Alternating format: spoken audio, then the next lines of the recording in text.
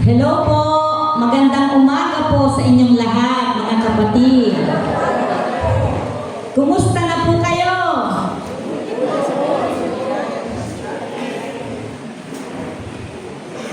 Mabubeauty pa rin ba?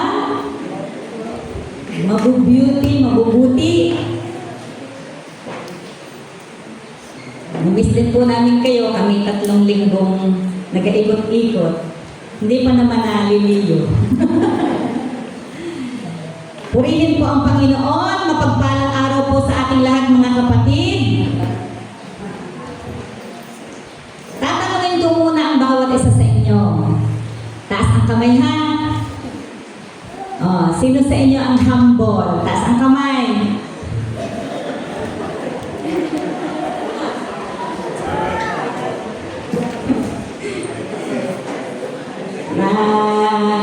Na ano lamang po ako, sabi nung isang kwento ay, yan ang tangi kong ipinagmamalaki, na ako ay humble.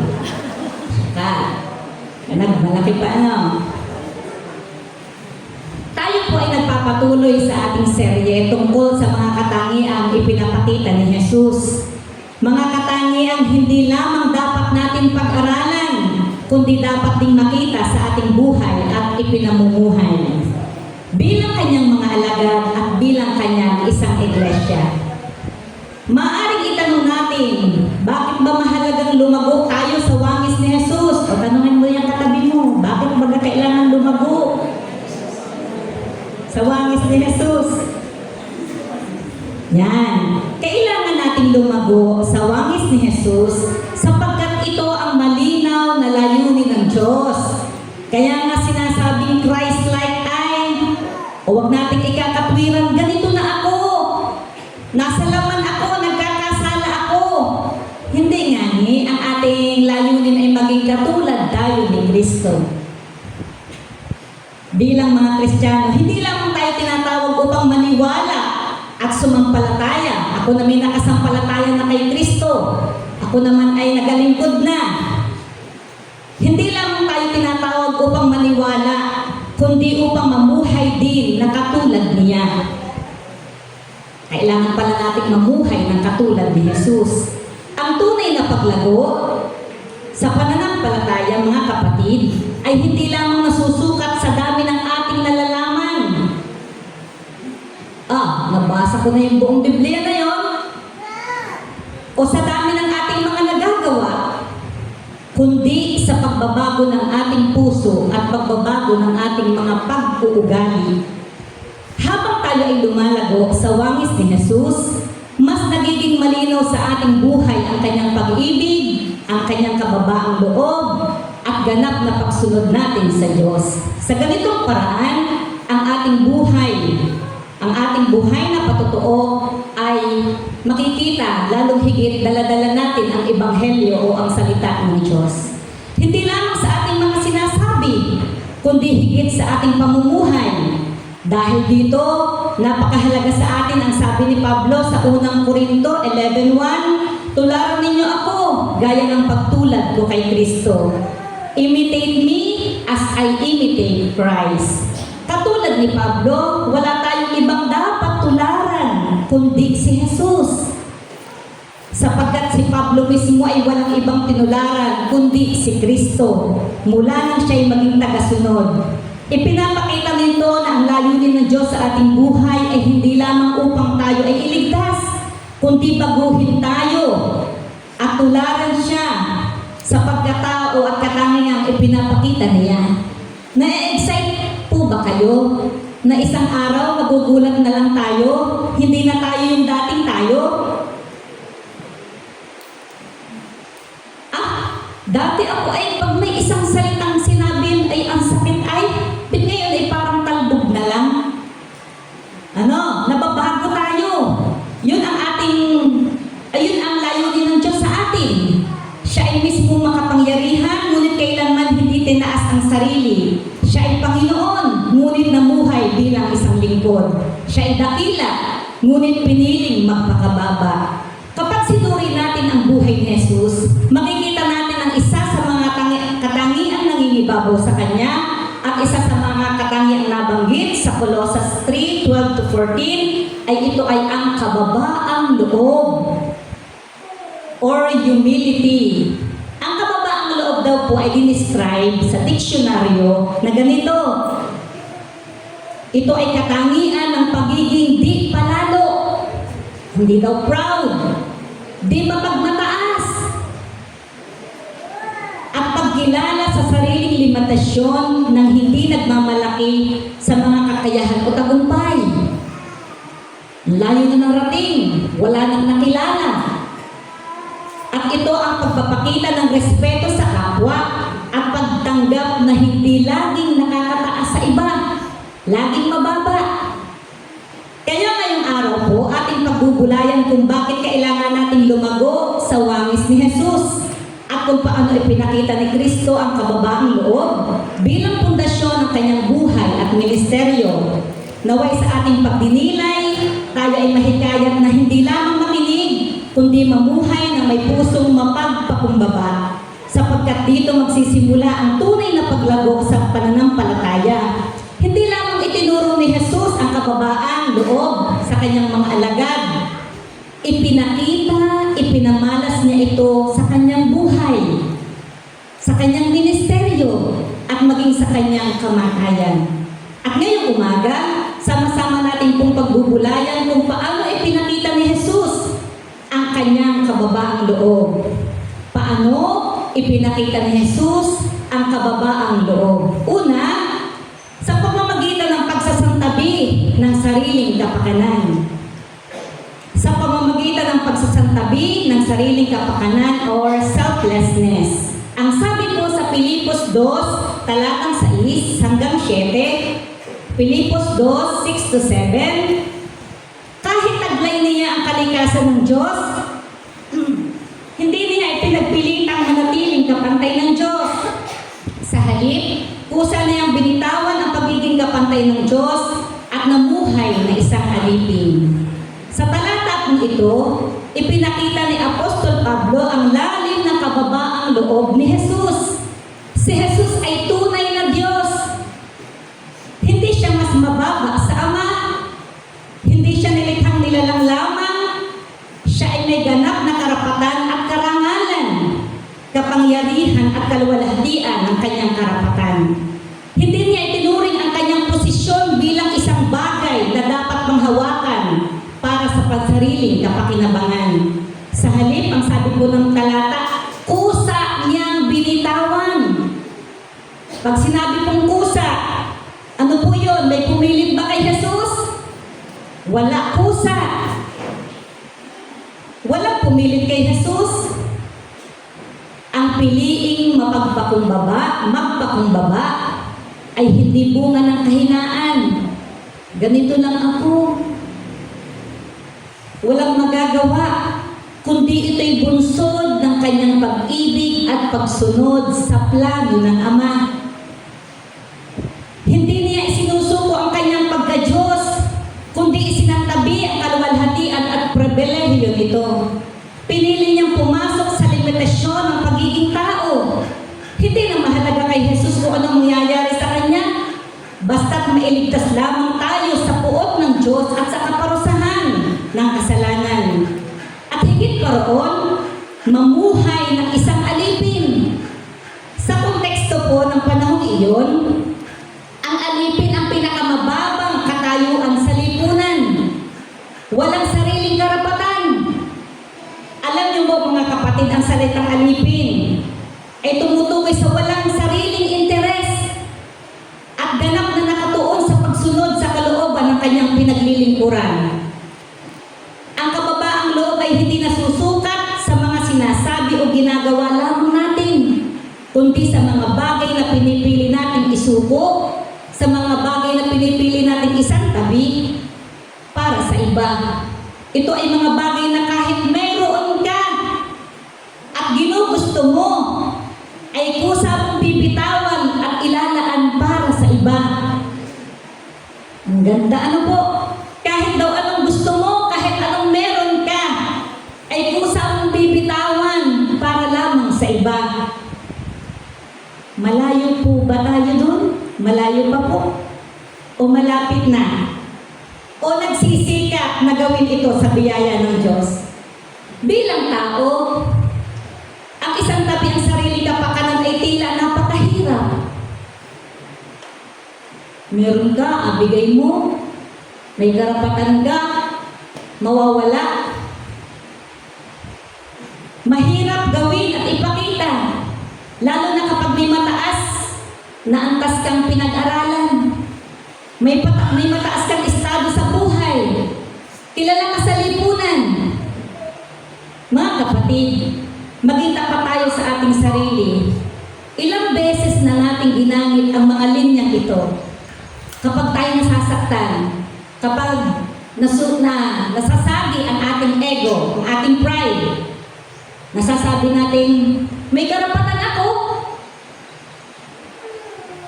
May karapatan akong magalit. Akin yun. May karapatan akong hindi mamansin. May karapatan akong unahin ang aking sarili.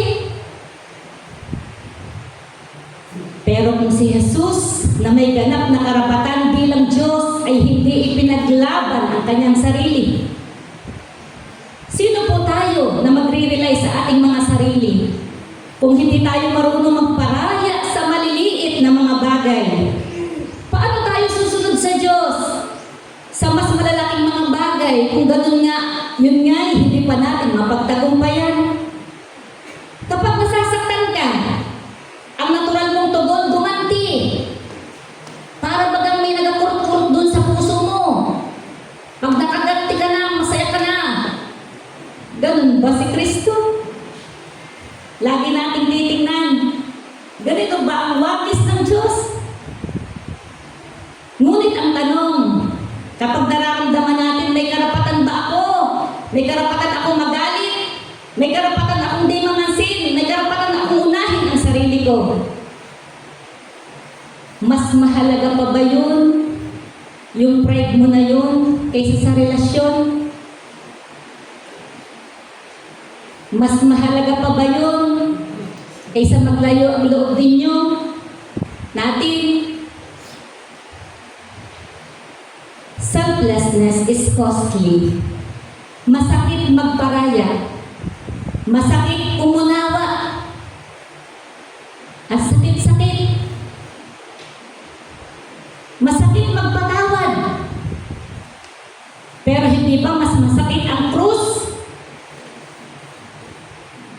Kapag titingnan po palagi na natin ang krus, mas masakit ang krus na pinili ni Jesus para sa atin. Dinadaya lamang natin ang ating mga sarili kung sinasabi nating mahal ko si Jesus, ngunit hindi naman tayo nakahandang isang tabi ang ating mga sarili para sa Kanya. May mga pagkakataon na para tayong mga bulag na hindi man lamang natin nakikita o napapansin ang kalagayan ng iba. Dahil ang buong atensyon natin ay nakatuon lamang puro sa ating mga sarili. Kung titingnan natin ang Juan 6:38, sinabi ni Jesus, sapagkat ako'y bumaba mula sa langit, hindi upang gawin ang aking kalooban, ang aking sariling kalooban, kundi ang kalooban na nagsubo sa atin. Dito malinaw na ang kanyang buhay ay nakatuon sa pagsunod sa Ama, hindi sa kanyang pansariling interes. Walang ibang ginawa at ipinakita si Jesus kundi sundin ang kalooban ng may buong pagpapasakop. Ang diwa ng selflessness ay makikita sa katotohanan kahit may ganap na karapatan sa kaluwalhatian, pinili niya itong isang tabi para sa plano ng Diyos. Hindi lamang ito isang aksyon, kundi isa itong panloob na pagkatao. Ang puso ni Kristo ay nakatuon sa kalooban ng Diyos, hindi sa sariling kagustuhan. Sa ating buhay, madalas tayong nakaharap sa mga pagkakataong maaaring iginigiit natin ang ating mga karapatan sa maraming dahilan. Ngunit ang tanong, nakahanda ba tayong piliing sumunod at isang tabi ang sariling kapakanan para lamang sa kalooban ng Diyos? At dito magsisimula ang kababaang loob. Nagpapailalim tayo sa kalooban ng Diyos dahil iyon ang higit na mahalaga kalooban ng Diyos. Nang tayo sumampalataya kay Jesus, isinantabi na natin ang mga sarili natin at hinahayaan natin siya ang paghariin sa ating buhay. Kaya man din po, siya na ang iyong Kristo, siya na ang iyong Panginoon, siya na ang iyong susundin para tayo maging dawangis niya. Mula sa talatang ito, malinaw nating nauunawaan na ang tunay na kababaang loob ay hindi pagmamaliit sa sarili, kundi ang i-priority ang kalooban ng Diyos at ang kapakanan ng kapwa higit sa sarili. Akala lang natin ang humble ay hindi naimik. Akala natin ang humble ay mabait lamang. Pero nung binubulay ko po ito, mas malalim pa. I-priority ang kalooban ng Diyos at ang kapakanan ng kapwa higit sa sarili. Si Jesus ay may ganap na karapatan sa karangalan, ngunit pinili niyang magpakumbaba. Siya ay makapangyarihan, ngunit ginamit niya ang kanyang kapangyarihan upang magpakumbaba at magmahal. Kaya, ang tunay na paglagong espiritual ay nasusukat hindi sa taas ng ating mga nagagawa sa iba.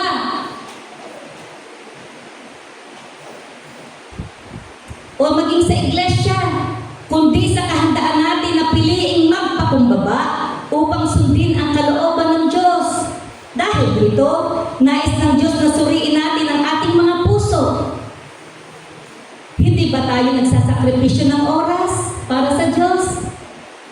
Nagsasakripisyo ba tayo ng ating mga karapatan? Kaginhawahan para sa kapakanan ng iba? O mas nangingibabaw pa rin ang ating sariling interes?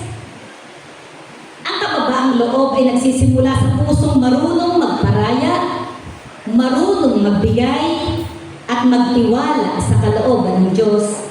At kung nais natin lumago sa wangis ni Jesus, kailangan makita rin sa ating buhay ang ganitong uri ng selflessness. Isang mapagpakumbabang puso na hindi lamang ipinapahayag, kundi isinasabuhay araw-araw. Kailan daw po? Araw-araw. Pangalawa po, sa pamamagitan ng paglilingkod sa iba o servanthood.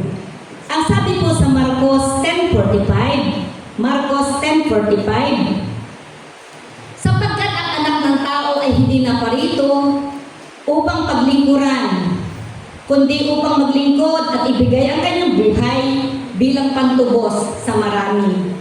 Sa talatang ito, malinaw na ipinapakita ni Jesus ang layunin ng kanyang pagparito. Tinawag niya ang kanyang sarili na anak ng tao, isang titulo na may karangalan at otoridad. Ngunit sa halip na gamitin iyon upang paglingkuran siya ng mga tao, sinabi niya na siya ay naparito upang maglingkod. Sa kultura ng panahon iyon, ang pinuno ng pinaglilingkuran ang may karapatang inuuna. Ngunit binago ni Jesus ang pananaw na iyon. Ipinakita niya na sa kaharian ng Diyos, ang tunay na kadakilaan ay nasusukat hindi sa dami ng naglilingkod sa iyo, kundi sa dami ng pinaglilingkuran mo. Ano daw po? Ang tunay na kadakilaan ay nasusukat hindi sa dami ng naglilingkod sa iyo, kundi sa dami ng pinaglilingkuran mo. Hindi lamang basta serbisyo ang tinutukoy dito. Ang sabi, ibigay ang kanyang buhay bilang pantubos sa marami. Ang paglilingkod ni Jesus ay hindi limitado sa pagtuturo o sa mga pagpapagaling. Ito ay umabot hanggang sa pagbibigay, pag-aalay ng kanyang sariling buhay. Ang sariling pantubos ay tumutukoy sa halagang ibinayad upang palayain ng isang alipin. Ibig sabihin, ang kanyang paglilingkod ay may layuning magligtas. Ito ay sakripisyo para sa kapakanan ng iba. Dito natin nakikita na ang puso ng servanthood, hindi ito paghahanap ng papuri, hindi ito paghahanap ng mga parangal, kundi paghahandog ng sarili. Hindi ito pag-aangat ng sariling pangalan. kundi pagbibigay ng sarili para sa iba. At kung si Jesus ang Panginoon ay naglingkod, ano ang ibig sabihin nito para sa atin? Ang pagsunod kay Kristo ay hindi lamang paniniwala sa Kanya, kundi paglakad sa Kanyang halimbawa. Ang tunay na pagsunod niya ay may pusong handang maglingkod kahit walang kapalit, kahit walang pagkilala, at kahit may kasamang sakripisyo. Isang napakalinaw na larawan ng servanthood ni Jesus ay matatagpuan natin sa Juan 13, 3-5, kung saan hinugasan niya ang paa ng kanyang mga alagad. Ang sabi po sa talata, alam ni Jesus na ibinigay na ng Ama sa kanya ang buong kapangyarihan, at alam niyang siya'y mula sa Diyos at babalik sa Diyos. Kaya't siya'y tumayo mula sa hapag, nag-alis ng panlabas na balabal at nagbigkis ng tuwalya sa baywang. Pagkatapos naglagay siya ng tubig sa palanggana at sinimulang hugasan ang mga paa ng mga alagad at punasan ng tuwalyang nagabigkis sa kanyang baywang. Alam ni Jesus kung sino siya. Alam niya, siya ay mula sa Diyos at babalik sa Diyos. Ngunit sa kabila nito, siya ay tumayo, naghubad ng balabal, kumuha ng tuwalya, at ginampanan ang gawain ng isang alipin. Take note mga kapatid, sa kultura ng mga Hudyo, ang paghuhugas ng paa ay gawain ng isang napakababang alipin. Ngunit si Jesus, Panginoon at Guro, ang siyang gumawa nito. Sa kaharian ng Diyos, ang dakila ay hindi ang nakaupo sa trono. Sa kaharian ni Jesus, ang dakila ay hindi siyang nakaupo sa trono, kundi ang nakaluhod upang maghugas ng mga paa. Mga kapatid, ang nakakagulat dito ay hindi lamang ang ginawa ni Jesus, kundi kung kailan niya ito ginawa. Huhugasan ang paa ng mga alagad, isa ng gawain ng Panginoon na napakababa, pero kailan niya ito ginawa? Ginawa niya ito sa huling gabi bago ang kanyang pagdurusa. Ipinapakita nito na kahit sa oras ng kanyang sariling paghihirap, inuuna pa rin niya ang kapakanan ng iba. Inuuna pa rin niya ang ating kapakanan. Ang pagiging servanthood ni Jesus ay hindi nakadepende sa kanyang kalagayan. Ito ay bunga ng kanyang pusong laan at lingkod para paglingkuran ng mga alagad. Pagkatapos niyang hugasan ang mga paa ng kanyang mga alagad, sinabi niya sa Juan 13:14-15, kung ako nga na Panginoon at Guro ay naghugas ng inyong mga paa, kayo rin naman nararapat maghugas ng paa ng isa't isa. Nag-iwan si Jesus ng isang halimbawang dapat rin nilang tularan. Hindi lamang isang utos na gawin ang parehong ginawa niya, kundi paanyaya na yakapin ang parehong postura ng puso. Ang ipinapaakap ni Jesus ay yung postura ng puso, hindi naman yung gawain. Kung minsan, ang totoo, nagbabalik lang tayo ng service sa ating kapwa dahil meron silang ipinapakita maganda rin sa atin. Ngunit si Jesus, ang nasa isip niya ay magpakita pa rin ng halimbawa sa mga alagad kung paano maglingkod kahit walang hinihintay na kapalit. Suklian man o hindi, ipinapakita lamang nito na ang paglilingkod ay hindi lamang para sa mga may bababang katungkulan, kundi para sa bawat isang tagasunod ni Kristo. Check natin daw po ang ating sarili. Ano ba tayo? Alagad ba tayo ni Kristo? Ang dapat na maging attitude natin ay ito. Maglilingkod tayo dahil mahal natin ang ating pinaglilingkuran at nagpapakita rin naman ng parehong halimbawa na dapat ipamalas. Ang tunay na paglilingkod ay handang gumawa ng mga bagay na mababa. Ang tunay na paglilingkod ay handang gumawa ng mga bagay buhay na mababa, mahirap, at hindi napapansin. Kung tunay po yung ating paglilingkod, kahit hindi makikita, kahit hindi napapansin, kahit napakahirap, kahit mukha tayong aba. Sa panahon natin ngayon, ang paglilingkod ay kadalasang hinahaluan ng mga kondisyon. Maglilingkod ako, basta may pagkilala, ataas mo yung pangalan ko, donated by. May papuri, maglilingkod ako pero may kapalit. May papuri. Ngunit ang halimbawa ni Jesus ang nagtuturo sa atin ng ibang uri ng paglilingkod. Paglilingkod na bukal sa loob at walang hinihintay na kapalit. Ito ang uri ng paglilingkod na makikita sa isang magulang na patuloy na nag-aalaga ng kanyang mga anak kahit sa kabila ng kapaguran. Mga nanay, taas ang kamay na hindi napapagod paglingkuran ng pamilya.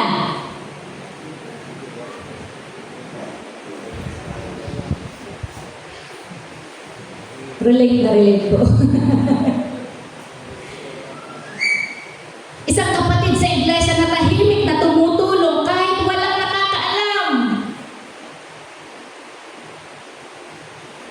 At isang mananampalataya na patuloy na nagmamahal kahit hindi sinusuklian.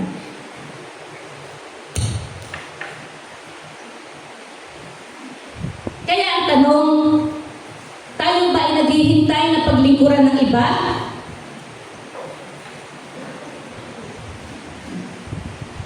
O tayo ba ay nakahanda upang maging isang lingkod at maglingkod? Sa loob ng iglesia, handa ba tayong tumulong kahit hindi ito ang gusto nating gawin? Sa ating tahanan, handa ba tayong maglingkod kahit hindi tayo napapansin? Napagod na. Pero hindi tayo napapansin. Sorry po, talaga po iyakin. Sa ating pakikitungo sa kapwa, handa ba tayo magpakumbaba upang ipakita ang pag-ibig ni Kristo? Sapagkat ang servanthood ay hindi lamang gawain ng kamay, kundi ito'y salamin ng puso. Ang paglilingkod ay hindi nagpapababa sa atin. Ano daw po? Ang paglilingkod ay hindi nagpapababa sa atin. Ito ang naglalapit sa atin sa wangis ni Kristo. Paglilingkod na hindi man pansin ng mata, ngunit napapansin naman ng Diyos. Amen po ba yun? Kapag tayo ay naglilingkod, mas nagiging malinaw ang ating buhay, ang ebanghelyong ating tinatanggap. At habang tayo ay natututong maglingkod gaya ni Jesus, mas nahuhubog tayo hindi lamang bilang mga tagasunod niya, kundi bilang mga kasangkapan at ambassador niya sa mundo. Ikatlo, ano nga po ang ating tanong? Paano pinakita ni Jesus ang kababaang loob? Ikatlo, sa pamamagitan ng pagsunod hanggang kamatayan. Obedience even to death. Ang sabi po sa Pilipos 2 verse 8, at sa pagiging tao niya, nagpakumbaba siya at naging masunurin sa Diyos hanggang sa kamatayan, maging sa kamatayan sa krus. Sa talatang ito po'y makikita natin ang sukdulang lalim ng kababaang loob ni Jesus. Hindi lamang ang pagsasantabi ng kanyang kaluwalhatian, hindi lamang sa paglilingkod, kundi sa ganap at tuloy-tuloy na pagsunod sa kalooban ng Diyos hanggang sa pinakadulo. Sa kanyang pagiging tao, tunay na niyang tinanggap ang limitasyon ng pagiging tao. Naranasan niya ang pagod, naranasan niya ang sakit, naranasan niya ang maraming tukso, paghihirap. Ngunit sa kabila nito, pinili niya pa rin magpakababa at magpailalim sa kalooban ng Ama. Ang sabi sa talata, siya ay naging masunurin sa Diyos hanggang sa Ito ay nagpapakita ng hangganan, hindi bahagyang pagsunod, hindi pansamantalang pagsunod, kundi pagsunod na umaabot sa sukdulan. At hindi basta kamatayan lamang, kundi kamatayan sa krus. Sa panahon iyon, ang kamatayan sa krus ang pinaka-nakakahiya at pinakamasakit na uri ng parusa. Ito ay para sa mga kriminal lamang. Ngunit iyon ang landas na tinahak ni Jesus alang-alang para sa atin. Dito natin nakikita na ang tunay na kababaang loob ay laging humahantong sa pagsunod. At ang tunay na pagsunod ay may kasamang sakripisyo. Ang pagsunod ni Kristo ay hindi bunga ng takot o anumang pamimilit, kundi kusang loob na pag-ibig at pagtitiwala sa Ama. Alam niya at malinaw ang kanyang haharapin, ngunit pinili niyang sumunod. Sa ating mga tao, madali tayong sumunod kapag magaan ang mga utos. Kapag malinaw ang benepisyo, susunod ako. Ngunit paano kung mahirap? Paano kung may kasamang pagdurusa? Magpapatuloy pa ba tayo o susuko na lamang? Ang buhay na nakakalugod kay Jesus ay ang buhay na handang sumunod kahit may kabayaran, kahit may sakripisyo at kahit hindi natin lubos na nauunawaan ang lahat. At katulad ng sinabi niya sa Juan 4:34, ang pagkain ko'y ang tuparin ang kalooban na nagsugo sa akin at tapusin ang kanyang gawain. Ipinakita ni Jesus na ang pagkain ang nagbibigay buhay at sustansya sa katawan. Ngunit, ganon din naman ang pagtupad sa kalooban ng Diyos ang nagbibigay sigla at direksyon sa kanyang buhay. Ibig sabihin, hindi lamang obligasyon ang pagsunod para kay Jesus. Ito ay ang kanyang kagalakan at ang kanyang misyon. Ang kanyang puso ay nakatuon hindi sa sariling kagustuhan, kundi sa ganap na pagtubad sa Ama hanggang sa matapos. Ang sukdulang larawan ng kababaang loob ni Jesus ay ang krus. Hindi niya sinunod ang kanyang sariling kalooban, kundi ang kalooban ng Ama. Hindi siya umatras. Ang krus ay simbolo ng pinakamataas na sakripisyo ng selfless obedience. Kaya pag laging tayo titingin sa krus, mga kapatid, yan ay simbolo ng pinakamataas na sakripisyo. Ang krus ang patunay na ang pagsunod na ginawa ni Jesus ay ganap. At doon natin makikita na ang pag-ibig ay hindi umatras, hindi nag-alinlangan at hindi tumigil hanggang wakas. Kung tumigil siya kaya, paano tayo? Nasaan tayo? Ang kababaang loob ay nagkakaroon ng pinakamalalim na kahulugan kapag ito ay nakatuon sa ganap na pagtitiwala at pagsunod sa Diyos. Hindi lamang kapag magaan o madali ang buhay. Tulad din ang sabi ni Juan sa unang Juan 3:16. Dito natin malalaman ang pag-ibig ng Diyos. Inihandog niya ang kanyang buhay para sa atin. Ipinapakita ng talatang ito na ang tunay na pag-ibig ay hindi lamang sa salita o damdamin, kundi mayroong kalakip na sakripisyo. Nakikilala at nararamdaman natin ang pag-ibig dahil ibinigay ni Jesus ang kanyang buhay para sa atin. Ang sukatan ng pag-ibig ay hindi kung gaano karami ang ating mga sinasabi sa iba, kundi kung gaano kalaki ang kaya natin ialay para sa iba.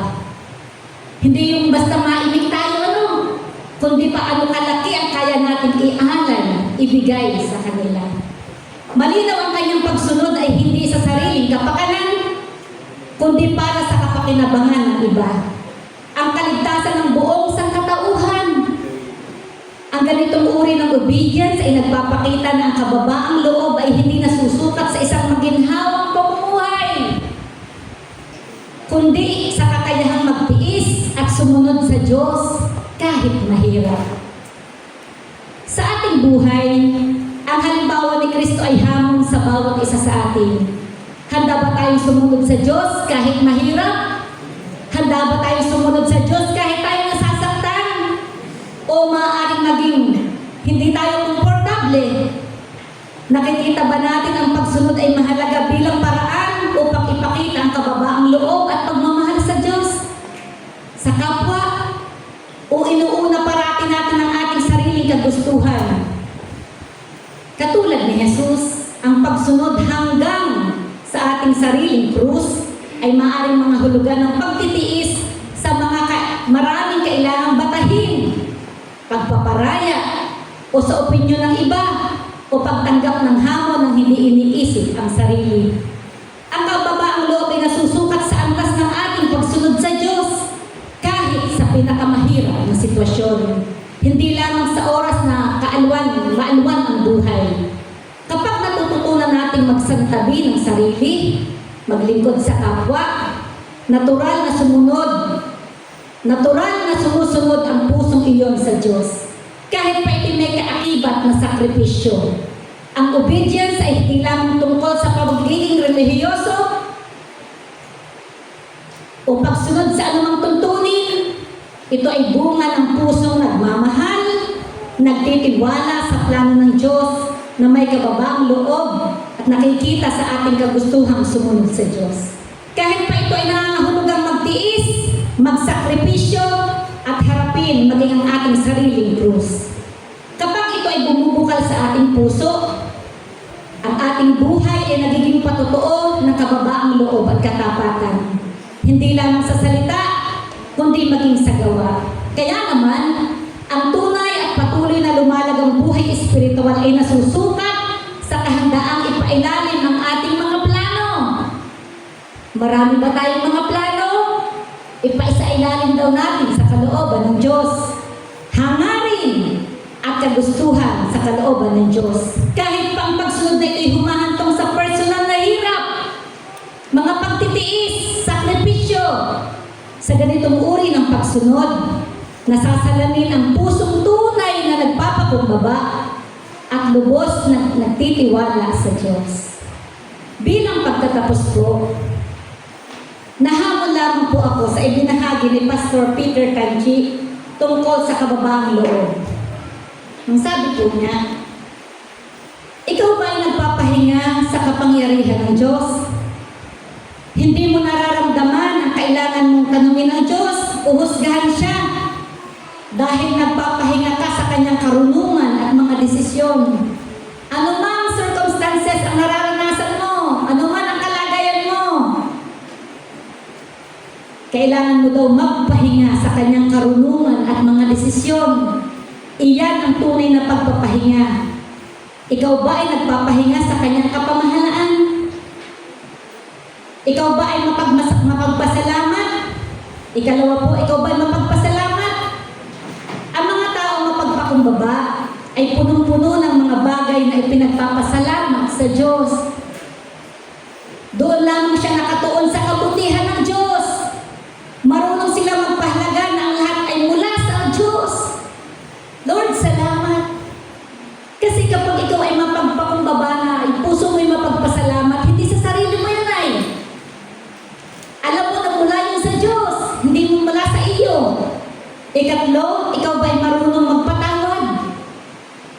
Alam na mga mapagpakumbaba na sila'y pinatawad. Sino ba tayo para hindi magpatawad sa iba? Mabilis ka bang magpatawad? O nagtatago ka ng sama ng loob? Ikaapat, ang mga mapagpakumbaba ay natuturuan. Hindi agad sila nagre-react kapag sila'y tinutuwid. Kapag sila'y pinupuna, nakikinig sila dahil nais nilang lumago. Sila'y handang matuto.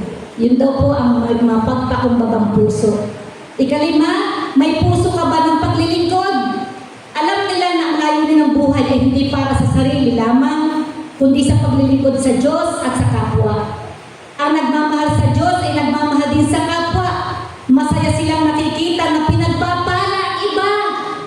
Natutuwa sila na makitang ganun ang buhay ng iba. Natutungan mo na ba maging masaya kapag ang iba ay pinagpapala? Masaya ka ba kapag ang iba ay nakikita mong pinagpapala?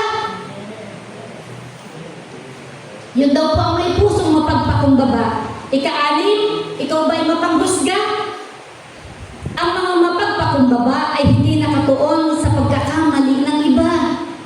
Natututo silang huwag humusga. Dahil alam nila, sa sarili man nila, ay puno rin sila ng failures, kahinaan at mga pagkakamali. Ikapito, isinusuko mo ba ang iyong karapatan? Alam nila sa huli, wala silang maipagmalaking karapatan. Ang lahat ay biyaya lamang at pribilehiyo ng Diyos. At ikawalo, nakatuon ka ba sa kaluwalhatian ng Diyos? Hindi ito tungkol sa sarili nating kaluwalhatian, kundi sa pagbibigay ng karangalan sa Panginoon. Nais kong balikan po natin ang talata sa Efeso 2:5 hanggang 11. Ang sabi doon, magpakababa kayo tulad ni Kristo Jesus. Kahit siya ay Diyos, hindi siya nagpumilit na manatiling kapantay ng Diyos. Sa halip ay kusa niyang binitawan ng karapatan niyang ito at namuhay ng isang alipin. Ipinanganak siyang tulad ng isang karaniwang tao. Siya'y nagpakababa at naging masunurin hanggang kamatayan. Oo, hanggang sa kamatayan sa krus. Kaya naman, siya'y tinampok ng Diyos at binigyan ng pangalan higit sa lahat ng pangalan. Ano pat ang lahat ng nilalang na nasa langit, nasa lupa, at nasa ilalim ng lupa ay maninikluhod at sasamba sa Kanya. At ipapahayag ng lahat na si Jesus, ang Kristo, ang Panginoon, sa ikararangal ng Diyos Ama. Ang ultimate na layunin ng Diyos, kung bakit ang Panginoong Jesus, bagamat siya'y Diyos, ay namuhay ng isang alipin at naging masunurin hanggang sa kamatayan sa krus, ay para sa ating kaligtasan. Upang si Jesus ay kilalanin ng lahat bilang pinakadakila, bilang pinakatampok, pinakamaningning, pinaka-espesyal, pinaka-sentro. Ang itinatampok ng Diyos Ama ay dapat naluhuran at sambahin ng lahat. Ang lahat ay dapat maningluhod at sumamba sa Kanya. Ang lahat ay dapat kumilala kay Jesus bilang Panginoon. Ipinakita ng kadakilaan ni Jesus para kilalanin natin siya. Ipinakita niya ang kaniyang dakilang halimbawa ng pagpakababa sa pamamagitan ng paglilingkod hanggang sa kamatayan.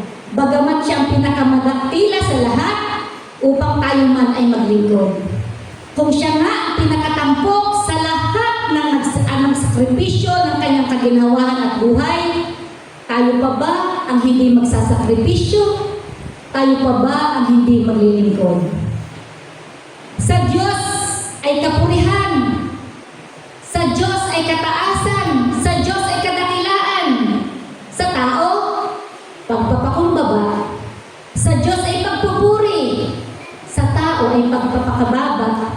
Hindi ba't nagsimula si Pablo sa pagsasabing magpakababa kayo? At natapos din niya sa pagsasabing sa Diyos ang lahat ng karangalan. Wala tayong isang pwedeng ipagmalaki sa harapan ng Diyos. We cannot truly glorify God without humbling ourselves before Him. Ang kababaan lamang ng ating puso ang magtutulak upang maluwalhati ang Diyos. Hindi nga talaga natin maluluwalhati ang Diyos kung hindi tayo magpapakababa. Doon lamang natin mararanasang maluluwalhati natin ang Diyos kung mararatnan niya, makikita niya na ang puso natin lahat ay nagpapakababa sa harapan ng Panginoon. Purihin po ang salita ng Panginoon, tayo pong lahat ay mananangin.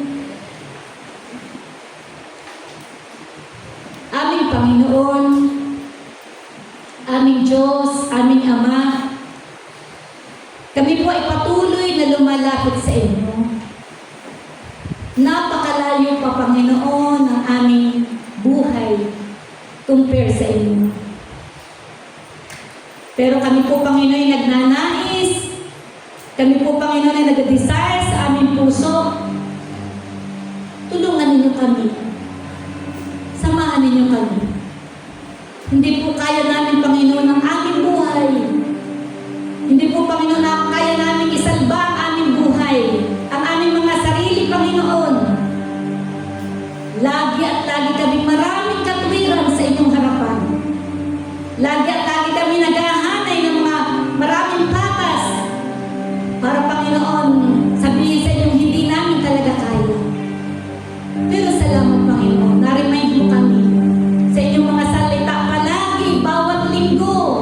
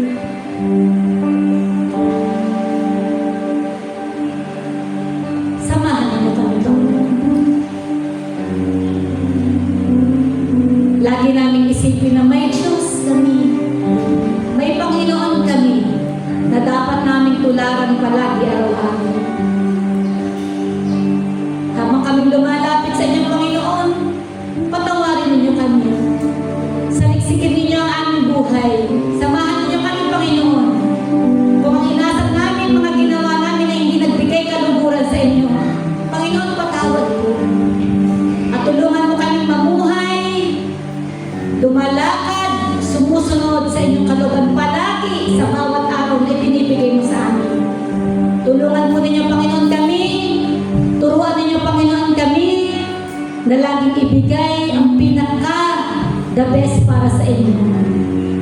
Para Panginoon, malugod kayo sa amin. Para Panginoon, maging karapat-dapat ang aming buhay para sa inyo. Samahan ninyo, Panginoon, kami muli sa isang linggong aming daraanan. Iba't iba, Panginoon, ang aming kakaharapin muli. Pero salamat sa inyong mga salita, nagre-remind palagi sa amin kung paano dapat namin gawin upang kami managumpay sa aming buhay. Salamat, Panginoon, sa inyo. Salamat sa lahat ng bagay na tinuturo mo.